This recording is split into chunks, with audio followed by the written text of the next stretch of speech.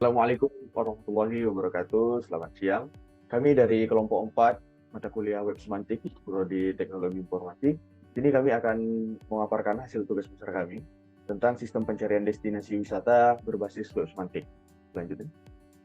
Sebelum kami masuk ke pembahasan kami, izinkanlah saya untuk memperkenalkan anggota-anggota kami. Yang pertama ada Grace Arliana Manurung dengan NIM 015, lalu ada saya sendiri Rizky Jabraharai dengan NIM 031, lalu ada Muhammad Lutfi dengan NIM 050, dan ada Adi Setiawan Saragi dengan NIM 053, serta ada Rizky Siti Aulia dengan NIM 127, lalu ada Vinaya Sisili Nababan dengan NIM 100. Selanjutnya. Pada hari ini kami akan membawakan beberapa hal tentang aplikasi kami. Yang pertama ialah tentang aplikasi, lalu nanti ada arsitektur umum, serta ada demo program, dan ada penjelasan kode program, serta pada akhirnya nanti akan ada kesimpulan. Selanjutnya.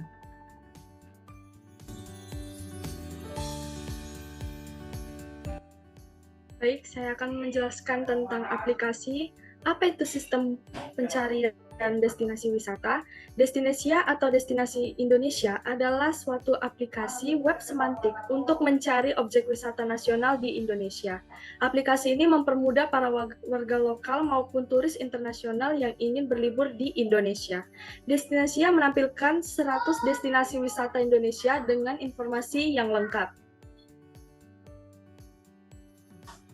Lalu bagaimana dengan tujuannya? Destinasia atau Destinasi Indonesia memiliki tujuan untuk menyajikan informasi mengenai wisata yang terdapat di Indonesia.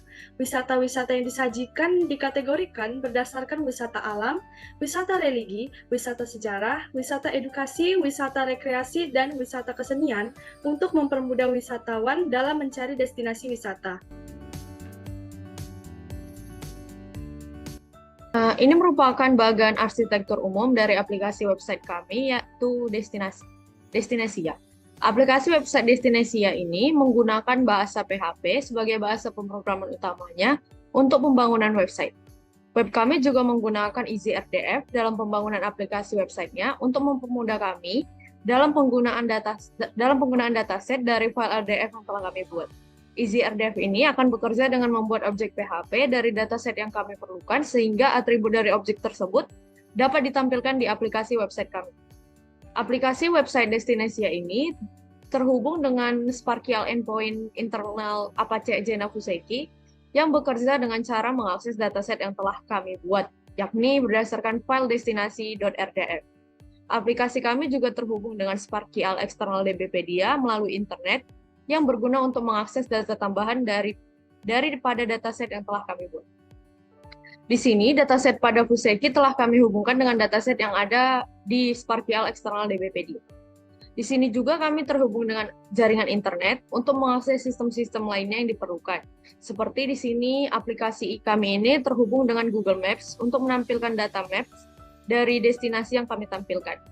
Data koordinat latitude dan longitude kami ambil dari DBpedia menggunakan Sparkial eksternal, lalu kami koneksikan ke Google Maps dengan menggunakan embedded link. Aplikasi ini juga terhubung dengan Unsplash, menggunakan embedded link untuk mengkoneksikan aplikasi kami ini agar menampilkan foto sesuai dengan deskripsi yang telah kami buat, yang terdapat pada setiap kategori yang ada. Terakhir, kami juga menggunakan Wikipedia untuk website kami sebagai open draft protokol yang berguna untuk memaksimalkan output dari data yang ingin kami tampilkan. Baik, ini adalah halaman dashboard atau landing page yang merupakan home dari aplikasi kami. Bisa dilihat di sini terdapat nama dari aplikasi kami, yaitu Destinasia, kemudian navbar yang ada kategori home, destinasi, dan about.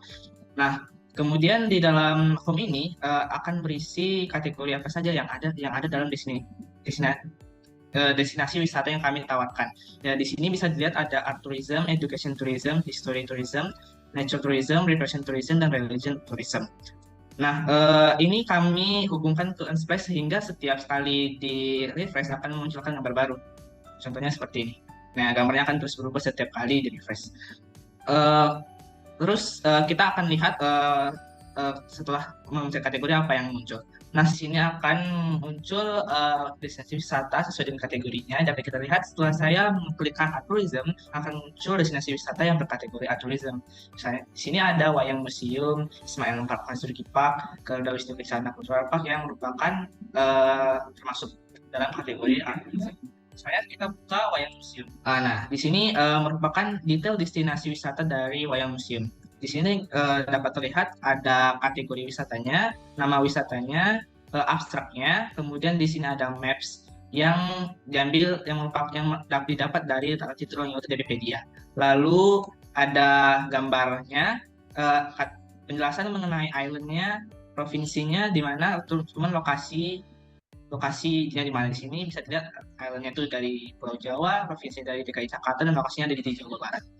Kemudian terdapat for more info, click here. Ini untuk menampilkan informasi lebih lanjut yang akan di-redirect ke Wikipedia. Oke, kembali kita akan melihat destinasi yang mana akan berisi 100 destinasi yang kami tawarkan. Di sini bisa dilihat destinasi kami diurutkan berdasarkan abjad, di mana tersebar dari setiap pulau di Indonesia.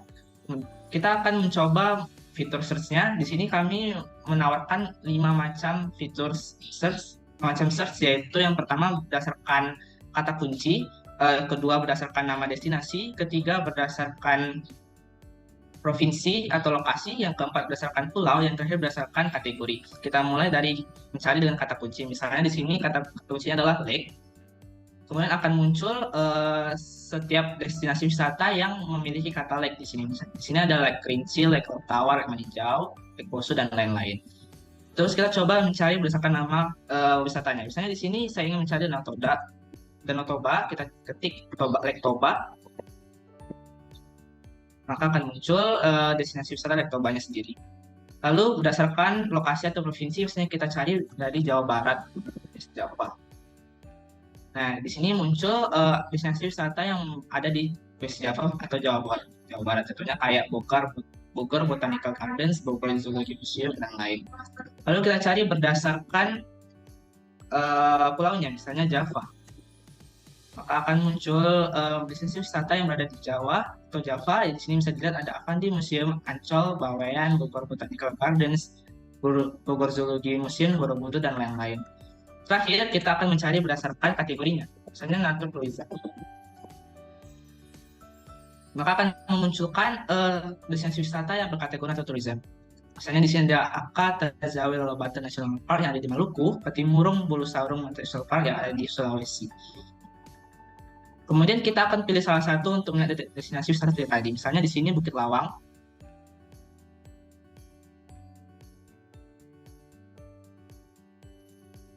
Oke, di sini sama seperti ketika kita mengklik destinasi wisata pada fitur kategori tadi, di sini juga akan muncul kategori destinasi yang sama, akan memperlihatkan kategori dari wisata tersebut. Misalnya di sini natur tourism, namanya yaitu Bukit Lawang, kemudian deskripsi atau abstraknya di sini ada, kemudian mapnya diletak di mana, lanjut informasinya seperti pulau, provinsi, lokasi, dan gambarnya, lalu form klik info-nya itu informasi lebih lanjut mengenai Bukit Lawang tersebut.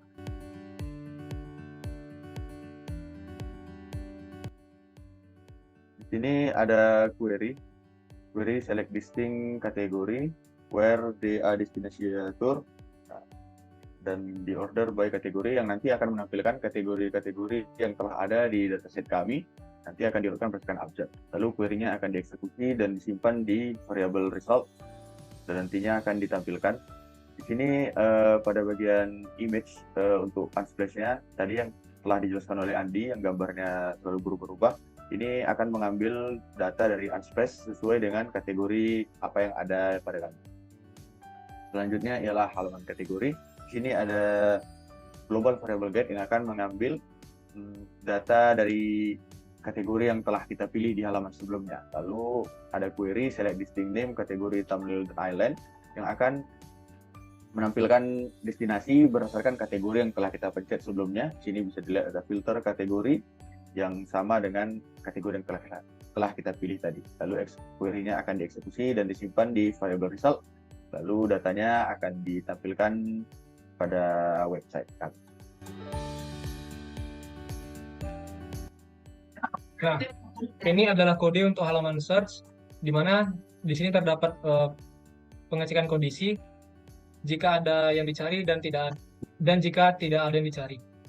Nah, jika ada yang dicari pada halaman search, ada yang diketikkan, kita akan mengambil nilainya dari global variable post dan akan kita masukkan ke variable keyword. Setelah itu kita membuat query static listing name kategori thumbnail island where destination tour, yang mana labelnya name, provinsi, location, kategori thumbnail island, yang mana akan kita filter berdasarkan apa yang diketikkan sebelumnya.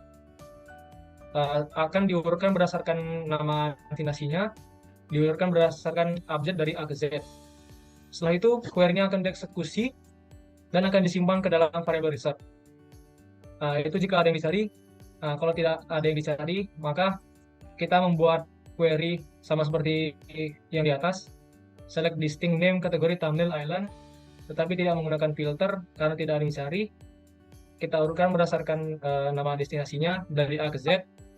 Setelah itu, query-nya dieksekusi dan disimpan ke dalam variable result. Setelah itu, kita melakukan perulangan untuk menampilkan apa saja destinasi yang dicari. Dan kalau tidak ada yang dicari, maka akan menampilkan semua destinasi yang ada pada dataset kami, yang berjumlah 100. Itu untuk halaman search. Nah, untuk halaman detailnya, kita akan mengambil keyword dari global variable get dan akan dimasukkan ke dalam variable keyword. Setelah itu, kita akan membuat query select distinct name abstract province location kategori thumbnail island where-nya destination tour, yang mana labelnya name, abstract, province, location, kategori thumbnail island, dan home, yang akan difilter berdasarkan keyword yang kita dapatkan sebelumnya. Setelah itu, query-nya akan dieksekusi dan kita akan masukkan ke dalam variable result. Nah, selanjutnya kita akan membuat query untuk mengambil latitude dan longitude dari DPpedia. Setelah jadi query-nya, kita eksekusi dan kita masukkan ke dalam variable result 2. Setelah itu ada pengecekan kondisi, apakah hasil dari result home ini ada. Kalau ada, kita akan membuat objek untuk Open Graph protokolnya yang diambil dari Wikipedia. Yang akan kita ambil adalah fotonya. Setelah dapat resultnya, maka akan kita tampilkan sesuai dengan lokasinya. Kategori. Nah, di sini ada pengecekan kondisi lagi. Jika hasil dari result 2 itu ada, maka kita akan dapat menampilkan map dari Google Maps, yang mana latitude-nya diambil dari DPpedia dan longitude-nya juga diambil dari DPpedia. Kalau tidak ada, maka akan menampilkan foto default. Baik, terima kasih kepada moderator, terima kasih kepada rekan-rekan yang telah menjelaskan isi presentasi kami hari ini. Adapun kesimpulannya yaitu aplikasi Destinesia yang kami buat menggunakan implementasi mesin pencarian dengan teknologi web semantik. Dengan aplikasi Destinesia ini diharapkan pengguna dapat mencari destinasi berdasarkan nama destinasi wisata, kata kunci, pulau, kategori, dan lokasi. Aplikasi ini membantu pengguna yang merupakan wisatawan maupun non-wisatawan untuk mencari informasi seputar destinasi wisata yang ada di Indonesia. Dengan berakhirnya pembacaan kesimpulan tadi, maka berakhir jugalah penjelasan tentang tugas besar kami. Semoga apa yang kami jelaskan tadi dapat membantu teman-teman yang melihat. Lebih dan kurang dalam penjelasan kami mohon maaf. Kami dari kelompok 4 pamit undur diri. Terima kasih.